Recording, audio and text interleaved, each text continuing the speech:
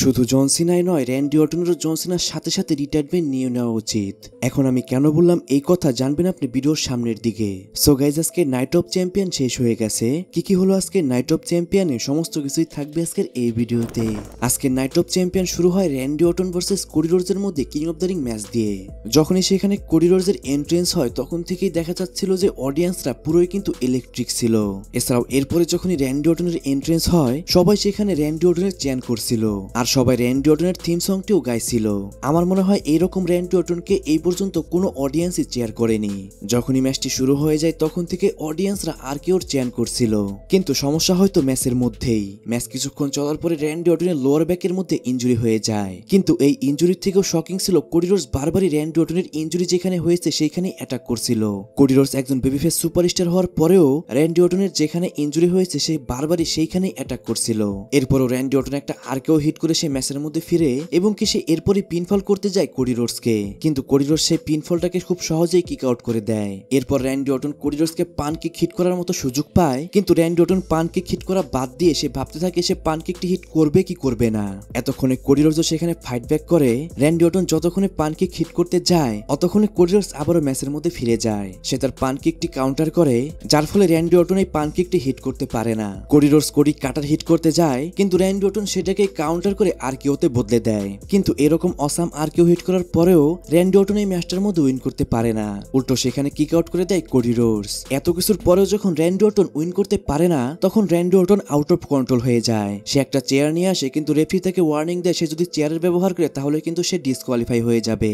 এই জন্য Randy Orton সেই চেয়ারটি ফেলে দেয় এবং কি ট্রানবাকলের কাভারটি খুলে ফেলে। সেই ট্রানবাকলের ওইখানের স্টিলের মধ্যে সে কোডি রোডসকে ধাক্কা দিতে চায়, কিন্তু উল্টো কোডি রোডসই তাকে সেখানে ধাক্কা দেয় আর কোডি রোডস একটা ক্রস রোডস হিট করে এই ম্যাচটার মধ্যে উইন করে যায়। কিন্তু গাইস, এই ম্যাচটার এন্ডিংটা কিন্তু সত্যি অনেকটাই খারাপ ছিল। মাত্র একটা ফিনিশার হিট করে সে র্যান্ডি অর্টনকে হারিয়ে দিল। এটা কিন্তু র্যান্ডি অর্টনের জন্য অনেক বড় অপমান। আর আমি এর জন্য প্রথমেই বলেছিলাম যে র্যান্ডি অর্টনেরও রিটায়ারমেন্ট নিয়ে নেওয়া উচিত, কারণ এইভাবে একজন লেজেন্ডকে বারবারই হারতে দেখা কিন্তু সবার কাছেই খারাপ লাগে। যদিও বা র্যান্ডি অর্টনকে এই ম্যাচটার মধ্যে হারানো হতো, তারপরও যদি এই ম্যাচটার মধ্যে কোনো ইন্টারফেয়ার হতো বা র্যান্ডি অর্টনের বড় কোনো ইনজুরি হতো, তারপর যদি র্যান্ডি অর্টন হেরে যেত তাহলে কিন্তু দেখতে অনেকটাই ভালো লাগতো, কারণ র্যান্ডি অর্টনকে একদম ক্লিন ভাবে হারানো সবার কাছেই খারাপ লাগবে। গাইস, এই ম্যাচটার এন্ডিং আপনার কাছে কেমন লেগেছে অবশ্যই কমেন্টে জানান। যাই হোক, যখনই কোডি রোডস এই ম্যাচটার মধ্যে উইন করে তখনই তার একটা ইন্টারভিউ সেখানেই হয়। সেখানে কোডি রোডস র্যান্ডি অর্টনের তারিফ করে এবং কি সে সামারস্ল্যামে তার টাইটেলটি আবারও ব্যাক নিবে সে এই কথাটি বলে। গাইস, একটা কথা বলে নেই, যেহেতু Cody Rhodes King of the Ring ম্যাচের উইনার হয়ে গেছে তাই সে চান্স পাবে সামারস্ল্যামে জন সিনাকে ফেস করার। এরপর রিয়া রিপ্লি ভার্সেস রাকেল রদ্রিগেজের মধ্যে একটা স্ট্রিট ফাইট ম্যাচ শুরু হয়ে যায়। এই ম্যাচটা কিন্তু রাকেল রদ্রিগেজের জন্য তার ক্যারিয়ারের সবথেকে বড় টার্নিং পয়েন্ট ছিল, আর সে এই ম্যাচটার মধ্যে যে পারফরমেন্স দিয়েছে তা তার ক্যারিয়ারের মধ্যে সবথেকে বেস্ট পারফরমেন্স। অপরদিকে রিয়া রিপ্লির পারফরমেন্সও কিন্তু দেখার মতো ছিল। ম্যাচের most of the time Raquel Rodriguez Rhea রিপ্লিকে পানিশ করে, অপরদিকে রিয়া রিপ্লিও ফাইট ব্যাক করে, সেও রাকেলকে পানিশ করতে শুরু করে। এছাড়াও যেহেতু এই ম্যাচটার মধ্যে সবকিছুই অ্যালাউ ছিল তাই এই ম্যাচটার মধ্যে আমরা সব রকমেরই ওপেনের ব্যবহার দেখতে পাই। ম্যাচের একটা মোমেন্ট আসে যখন রাকেল রিয়া রিপ্লিকে রিং এর মধ্যে যে রোপগুলো থাকে সেখানে আটকে সেখানে ক্যান্ডুস্টিক দিয়ে তাকে মারতে শুরু করে। এরপর রিয়া রিপ্লিও সেখান থেকে স্কেপ করে যায়, সে রাকেলকে একটা বেল্ট দিয়ে মারতে শুরু করে। এরপর রিয়া রিপ্লি টেবিলের ওপর থেকে তার ফিনিশার হিট করে এবং কি সে এই ম্যাচটার মধ্যে পিন করে উইন করে যায়। আর গাইস, এরই মাধ্যমে কিন্তু রিয়া রিপ্লি এই ম্যাচটার মধ্যে উইন করে গেল। এরপর সেমি জেন ভার্সেস ক্যারিয়ান ক্রসের মধ্যে একটা 1-on-1 ম্যাচ শুরু হয়ে যায়। 3 বছর পর ক্যারিয়ান ক্রস কোনো পিএলইতে ফাইট করছে, কিন্তু আমার কাছে লাগছিল না যে ক্যারিয়ান ক্রস 3 বছর পর ফাইট করছে। এই ম্যাচের মধ্যে ক্যারিয়ান ক্রসের পারফরমেন্স কিন্তু সত্যি অনেক ভালো ছিল।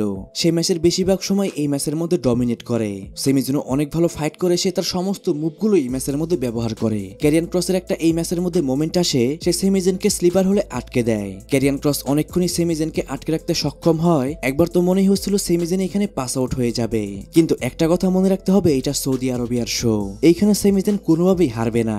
সেমি জেন আবারও ফাইট ব্যাক করে এবং একটা হেলোয়া কিক হিট করে এই ম্যাচটার মধ্যে উইন করে যায়। এই ম্যাচটার মধ্যে যেভাবে সেমি জেনকে সবাই চেয়ার করছিল সেটা দেখে কেউই বুঝতে পারবে না সেমি জেন একজন ক্যানাডিয়ান না, সেমি জেন একজন সৌদিয়ান। সৌদির অডিয়েন্সরা সবসময় মনে করে সেমি জেন যেন তাদেরই একজন, যেটা মাশাআল্লাহ দেখতে কিন্তু অনেক ভালো লাগে। এরপর সোলো সিকোয়া ভার্সেস জেকব ফাটুর মধ্যে ইউএস চ্যাম্পিয়নশিপ ম্যাচ শুরু হয়ে যায়। ফার্স্টে জেকব ফাটু এন্ট্রেন্স করছিল, কিন্তু যখনই তার এন্ট্রেন্স হচ্ছিল সেই এন্ট্রেন্সের যে থিমগুলো ছিল সেটা কিন্তু সত্যি বস লেভেলের ছিল। ম্যাচের মধ্যে প্রথম দিক দিক থেকে সোলোসিকা অনেক বেশি ফানি মুডে ছিল, সে কিন্তু কোনো সিরিয়াসই ছিল না আজকের ম্যাচটা নিয়ে। সে দেখা যাচ্ছিল প্রতিটি মুভ করার পরে সে হাসি তামসা করছিল এবং কি সে জেকব ফাটুকে একদমই হালকাভাবে নিচ্ছিল। কিন্তু আস্তে আস্তে ম্যাচটির মধ্যে সিরিয়াসনেস চলে আসে। দেখা যাচ্ছিল একসময় ডমিনেট করে সোলোসিকা, আরেকবার দেখা যাচ্ছিল যে সেখানে ডমিনেট করতে শুরু করে জেকব ফাটু। দুইজনে এই ম্যাচটার মধ্যে তাদের বেস্টটাই দেয়, কিন্তু যখনই ম্যাচটি জেকব ফাটুর কন্ট্রোলে চলে যায় তখনই সেখানে দৌড়ে জেসি চলে আসে। জেসি এসে রেফারিকে এসে ডিস্ট্র্যাক্ট করে। এই সুযোগে সেখানে জেকব ফাটুকে অ্যাটাক করে টাঙ্গালোয়া। আর গাইস এরই মাধ্যমে কিন্তু গোট টাঙ্গালোয়ার কিন্তু রিটার্ন হলো। সে জেকব ফাটুকে তার ফিনিশার হিট করে এবং কি সোলোসিকা সেখানে পিন করতে যায় জেকব ফাটুকে, কিন্তু জেকব ফাটু সেখানে খুব তাড়াতাড়ি কিক আউট করে দেয়। এরপর জেকব ফাটু সেখানে ফাইট ব্যাক করে। জেকব ফাটু কিছু সময়ের জন্য ফ্লাইং ফাটু হয়ে যাচ্ছিল। সে উড়ে উড়ে জেসি এবং টাঙ্গালোয়াকে মারতে শুরু করে। জেকব ফাটু সোলোসিকাকেও তার ফিনিশার হিট করে। যখনই জেকব ফাটু পিন করতে যায় তখনই জেকব ফাটুকে টেনে নিচে নিয়ে যায় হিকুলিও। আর গাইস এরই মাধ্যমে কিন্তু ডাব্লিউডাব্লিউতে অফিশিয়ালি হিকুলিওর ডেবিউ হয়ে গেল। হিকুলিও সেখানে জেকব ফাটুকে একটা ককস্ল্যাম হিট করে এবং কি এরপর সোলোসিকা তার সামন স্পাইক হিট করে এই ম্যাচটার মধ্যে উইন করে যায়। আর গাইস এরই মাধ্যমে এই ম্যাচটা উইন করে সোলোসিকা হয়ে গেল নতুন ইউএস চ্যাম্পিয়ন। সোলোসিকা আবারও তার ব্লাড লাইনকে তৈরি করে ফেললো। আর এরই মাধ্যমে জেকব ফাটুর টাইটেল রেনও এখানেই শেষ হয়ে গেল। এখন তো জেকব ফাটু যদি সোলোসিকার সাথে ফাইট করতে চায় তাহলে আরো কোনো টিম মেম্বার তাকে আনতেই হবে। একজন তো আমরা দেখতেই পেয়েছি জিমি ওসো, হতে পারে জিমি ওসো, জেকব ফাটু এবং কি আরো কোনো সুপারস্টারও আসতে পারে তাদের টিমের মধ্যে, আর সেটা জে ওসো হতে পারে। গাইস তাদের মধ্যে যে কি হবে সেটা জানতে পারবো আমরা নেক্সট স্ম্যাকডাউনে। তারপর জেড কারগিল ভার্সেস আসকার মধ্যে কুইন অফ দ্য রিং ম্যাচের ফাইনাল শুরু হয়ে যায়। ম্যাচটি খুবই ছোট ছিল। এই ম্যাচটার মধ্যে দুইজনের পারফরমেন্সই আমার কাছে ততটা ভালো লাগেনি। এক কথায় যদি বলতে চাই তাহলে আজকের পেলিতে সবথেকে খারাপ ম্যাচ ছিল এইটি। জেড কারগিল আসকাকে জাস্ট একটা ফিনিশার হিট করে এবং কি সে এই ম্যাচটার মধ্যে উইন করে সে 2025 সালের কুইন অফ দ্য রিং এর উইনার হয়ে গেল, যেটা কিনা এরকম একটা বড় ম্যাচের এন্ডিং হতেই পারে না। যাই হোক গাইস, এইসব ম্যাচ নিয়ে কথা বলে কিন্তু সময় নষ্ট করার কোনো মানেই নেই। চলুন যাওয়া যাক সামনের দিকে। তারপর জন সিনা ভার্সেস সিএম পাঙ্কে ডাব্লিউডাব্লিউ আনডিসপিউটেড চ্যাম্পিয়নশিপ ম্যাচ শুরু হয়ে যায়। প্রথমে সিএম পাঙ্কের এন্ট্রেন্স হয়। সিএম পাঙ্ক 2011 সালে যে অ্যাটায়ারে রেসলিং করেছিল আজকেও কিন্তু ঠিক সেই অ্যাটায়ারের মাধ্যমে আজকে এন্ট্রেন্স করে। আর গাইস এখানে অ্যাটায়ার বলতে আমি তার কস্টিউমকে বুঝাচ্ছিলাম। সে 2011 সালে যেরকম ভাবে জন সিনার সাথে ফাইট করেছিল ঠিক সেরকম কস্টিউম পরে এবং কি সেরকম স্টাইলে রিং এর মধ্যে বসেছিল আজকেও, যেটা কিনা সত্যি একটা ক্লাসিক মোমেন্ট ছিল। তারপর জন সিনার এন্ট্রেন্স হয় একদম সাদামাটা ভাবে। ম্যাচটি শুরু হয়ে যায় কিন্তু একটা শকিং মোমেন্ট আমরা দেখতে পাই তারপরেই। সেখানকার অডিয়েন্সরা যখনই ম্যাচটা শুরু হয়ে যায় একদমই ইলেকট্রিক হয়ে যাচ্ছিল। তাদের এরকম চেয়ার করা দেখে মাইকেল কোলো বলছিল যেন একটা গুজবাম ক্রিয়েট হয়ে যাচ্ছে। আর গাইস এরকম অডিয়েন্স রিয়াকশন আমি এর আগে কখনোই দেখিনি। ম্যাচটি তো প্রথমে স্লো হয়ে চলছিল, যেখানে কিনা সিএম পাঙ্ক তার ক্লাসিক মুভগুলো ব্যবহার করছিল এবং কি তার ক্লাসিক স্টাইলগুলো সে ব্যবহার করছিল, কিন্তু আস্তে আস্তে ম্যাচটিও ফাস্ট হয়ে যায়। তারা দুইজনই তাদের একের পর এক মুভগুলো ব্যবহার করতে শুরু করে দিচ্ছিল এবং কি তারা দুইজনই দুইজনের উপর ডমিনেট করতে শুরু করে। এরপর জন সিনা একটা এ হিট করে সিএম পাঙ্ককে। জন সিনা যখনই পিন করে সেখানে কিক আউট করে দেয় সিএম পাঙ্ক। এরপর জন সিনা আবারও সিএম পাঙ্ককে এ হিট করে, কিন্তু এইবারও সিএম পাঙ্ক সেখানে কিক আউট করে দেয়। জন সিনা থার্ড টাইমও এ হিট করে, সেখান থেকেও কিক আউট করে দেয় সিএম পাঙ্ক, যা দেখে সবাই একদম শক হয়ে যাচ্ছিল। এটা দেখে জন সিনা আউট অফ কন্ট্রোল হয়ে যায়। সে তার টাইটেল নিয়ে আসে সিএম পাঙ্ককে মারার জন্য, কিন্তু সেখানে রেফারি তাকে ওয়ার্নিং দেয় সে যদি সিএম পাঙ্ককে এটা দিয়ে মারে তাহলে সে ডিসকোয়ালিফাই হয়ে যাবে, যার কারণে সে টাইটেলটি সেখান থেকে ফেলে দেয়। সিএম পাঙ্ককে একটা জিটিএস হিট করে সেখানেও কিক আউট করে দেয় জন সিনা। এরপর জন সিনা একটা মুভ হিট করতে গেলে সেখান থেকে সিএম পাঙ্ক সরে গেলে সে যে পরে রেফারির ওপর, যার কারণে ম্যাচটার মধ্যে কোনো রেফারি থাকে না। সিএম পাঙ্ক জন সিনাকে আবারও জিটিএস হিট করে পিন করে, কিন্তু কোনো রেফারি না থাকার কারণে সেখানে পিন করার মতো কেউই থাকে না, যা দেখে সিএম পাঙ্ক অনেক বেশি হতাশ হয়ে যায়। একটা চান্স আসলো যখনই সিএম পাঙ্ক চ্যাম্পিয়ন হতে পারতো, কিন্তু কোনো রেফারি না থাকার কারণে সেখানে সিএম পাঙ্ক চ্যাম্পিয়ন হতে পারলো না। সবাই তো মনে করেছিল এইখানে হয়তো নতুন রেফারি চলে আসতে পারে, কিন্তু সেখানে কোনো নতুন রেফারি আসে না। সেখানে আসে সেথ রলিন্স এবং তার টিম।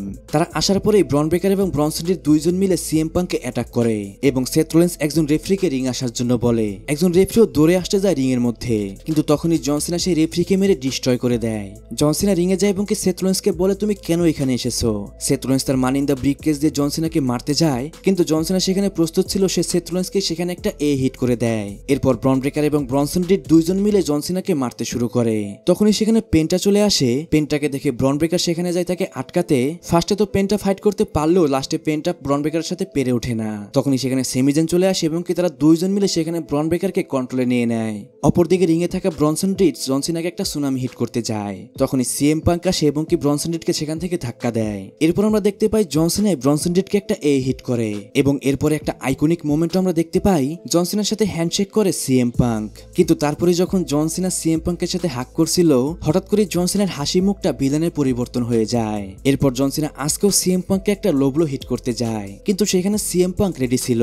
সিএম পাঙ্ক যখনই জন সিনাকে মারতে যাবে তখনই মানি ইন দ্য ব্যাংক নিয়ে অ্যাটাক করতে চলে আসে সেথ রোলেন্স। সেখান থেকে জন সিনা সরে গেলে সেটা যেয়ে লাগে সিএম পাঙ্কের উপর। এরপর সেথ রোলেন্স একটা স্টর্ম হিট করে সিএম পাঙ্ককে। সে যখনই মানি ইন দ্য ব্যাংকটি ক্যাশ ইন করতে যাবে তখনই সেখানে জন সিনা সিএম পাঙ্ককে রিং থেকে নিচে ফেলে দেয়, আর সে সিএম পাঙ্ককে এখানে পিন করে এই ম্যাচটার মধ্যে উইন করে যায়। আর গাইস, এরই মাধ্যমে কিন্তু জন সিনা তার টাইটেলটি রিটেন করে নিল। এক কথায় বলতে গেলে অসাধারণ একটা ম্যাচের এন্ডিং আমরা দেখতে পেলাম। কিন্তু সবথেকে হতাশার বিষয় হলো এখানে আমরা রোমান রেইন্স এবং কি ব্রক লেসনার কাউকেই দেখতে পাইনি। আজকে নাইট অফ চ্যাম্পিয়ন দেখতে গেলে মোটামুটি ভালোই ছিল, কিন্তু সেখানে যদি আমরা রোমান রেইন্স বা ব্রক লেসনারকে দেখতে পেতাম তাহলে কিন্তু সেখানে অনেক ভালো লাগতো সবার। গাইস, কে রোমান রেইন্সকে মিস করেছেন অবশ্যই কমেন্টে জানান। আর গাইস, এরই মাধ্যমে আজকে নাইট অফ চ্যাম্পিয়নও শেষ হয়ে যায়। আজকে নাইট অফ চ্যাম্পিয়ন আপনার কাছে কেমন লেগেছে অবশ্যই কমেন্টে জানান। সো গাইস, আজকের ভিডিও এই পর্যন্তই। রেসলিং সম্পর্কে সমস্ত নিউজ এবং আপডেট জানার জন্য চ্যানেলটিকে সাবস্ক্রাইব করবেন।